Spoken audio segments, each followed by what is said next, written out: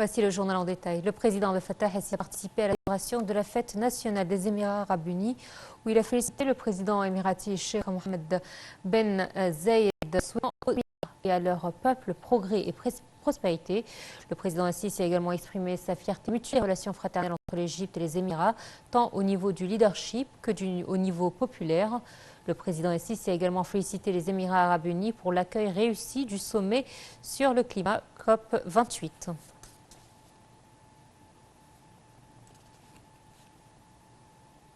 Et en marge de la COP28, le président Abdel Fattah el-Sisi a tenu une série d'entretiens, et ce avec différents hauts responsables et chefs d'État.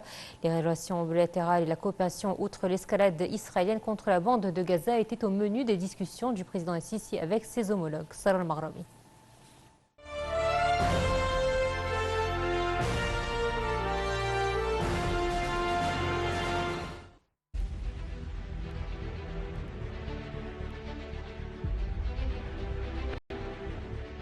En marge de sa participation à la 28e session de la conférence des parties à la Convention cadre des Nations Unies sur le changement climatique à Dubaï, le président Abdel Fattah el-Sisi s'est entretenu avec son homologue arménien.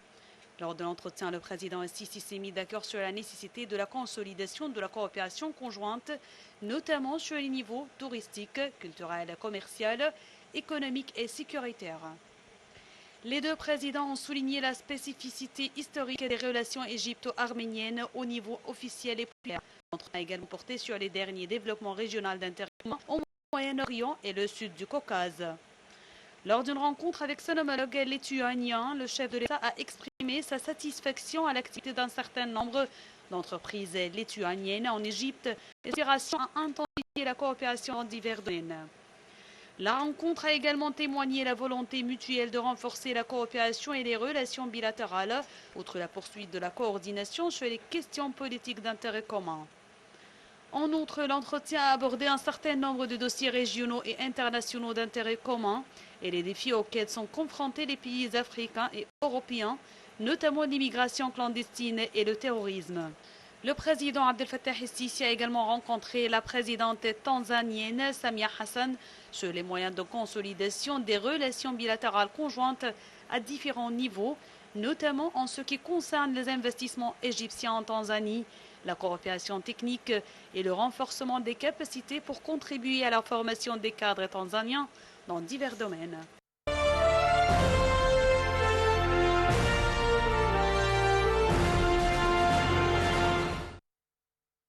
Le président Abdel Fattah el-Sisi a reçu également la vice-présidente américaine Kamala Harris. Lors de la rencontre, les deux parties ont souligné leur volonté de renforcer et d'approfondir le partenariat stratégique élargi entre l'Égypte et les États-Unis, qui représente un pilier important pour le maintien de la sécurité et la stabilité dans la région du Moyen-Orient. Ils ont exprimé l'aspiration mutuelle à maximiser la coordination et la consultation entre les deux pays au cours de la prochaine période concernant la coopération bilatérale ainsi que divers domaines politiques et sécuritaires d'intérêt commun. La réunion a également porté sur l'évolution de la situation régionale, en particulier dans la bande de Gaza, où la partie américaine a présenté sa vision à cet égard, exprimant son appréciation à l'Égypte et ses dirigeants qui travaillent avec diligence pour contribuer à parvenir à une trêve et à l'échange des otages. La partie américaine a également loué le rôle joué par l'Égypte dans l'acheminement de l'aide humanitaire à la population de Gaza.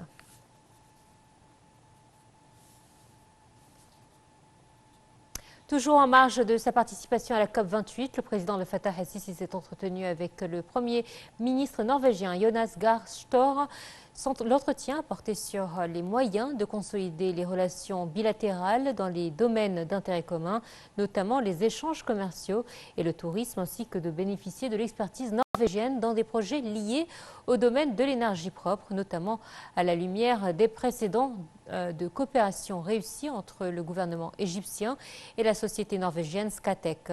Ils ont également discuté des derniers développements sur un certain nombre de dossiers régionaux, notamment l'évolution de la situation dans la bande de Gaza.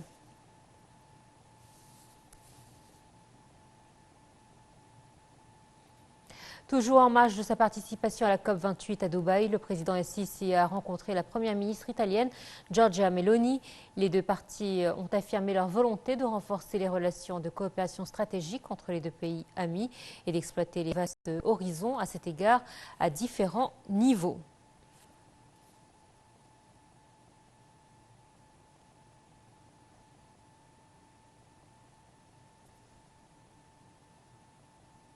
Et justement, notre envoyé spécial Hani Farag est actuellement à Dubaï pour nous couvrir la 28e édition de la COP.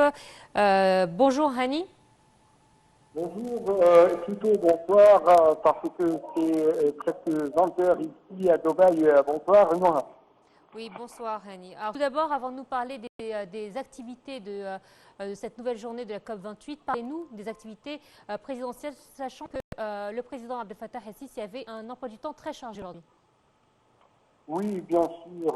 En plus, tout d'abord, nous devons féliciter le peuple émirati pour leur fête nationale.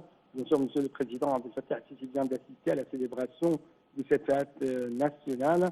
C'est pourquoi, encore une fois, félicitations aux Émiratis pour cette occasion.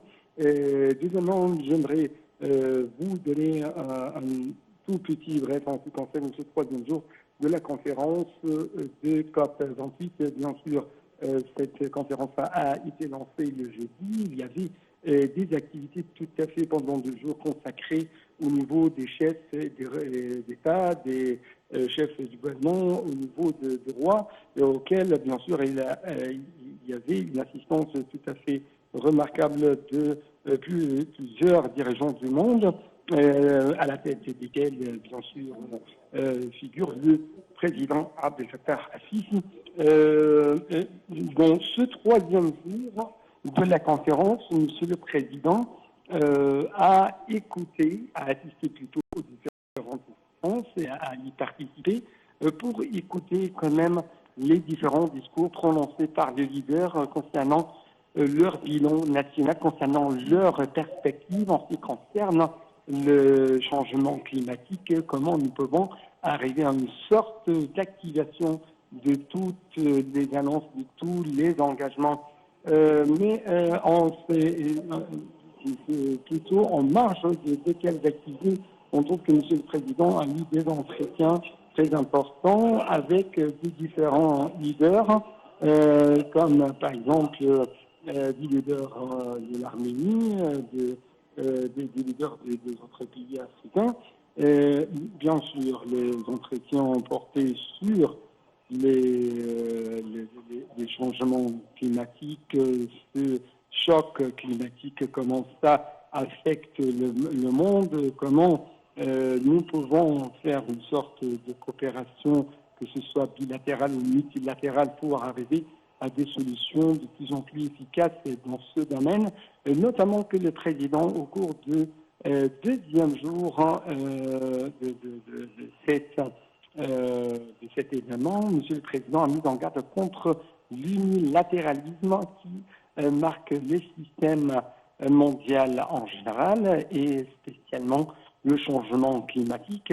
Comme vous savez, les pays en développement subissent beaucoup de dégâts, beaucoup à cause des chocs climatiques, comme on a vu au Maroc, comme on a vu quand même en Libye. Donc, Monsieur le Président a mis en garde contre l'unilatéralisme qui ne sert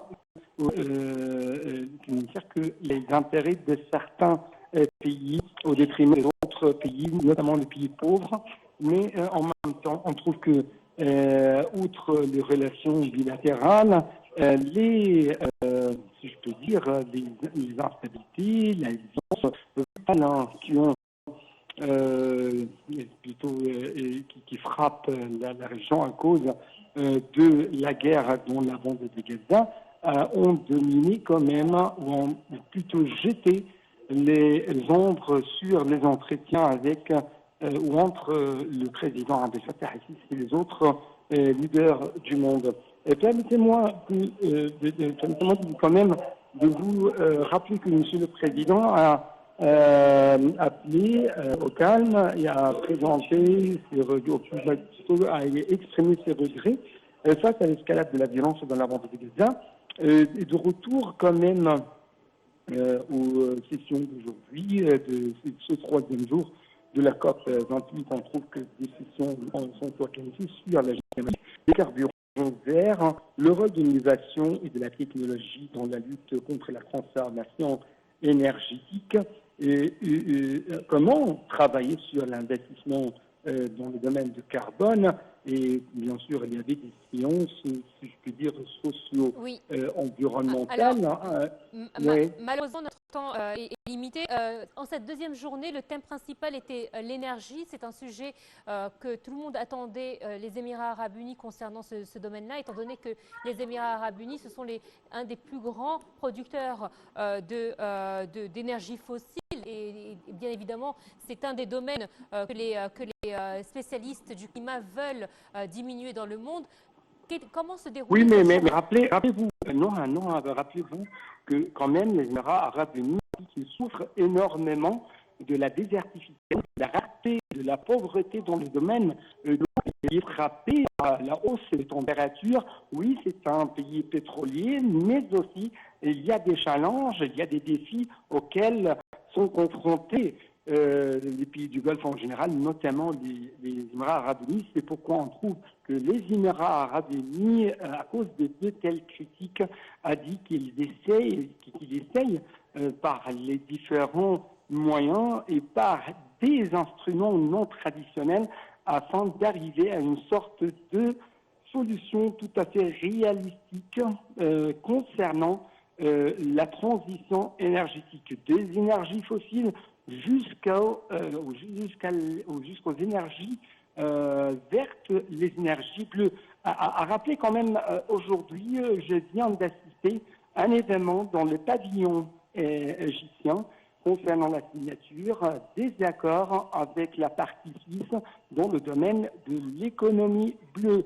Donc, de plus en plus, oui, c'est un pays pétrolier, mais aussi c'est un pays du Moyen-Orient, c'est un pays qui a vu des désastres climatiques, plutôt de chocs climatiques, comme on a assisté à ce qui s'est passé au Maroc ou en Libye. Oui, ma question visait les activités d'aujourd'hui et non spécifiquement l'émirat en lui-même. Merci à vous, Hani Farag. J'imagine que vous serez avec nous durant ces prochains jours pour justement nous parler des différents thèmes. Merci à vous.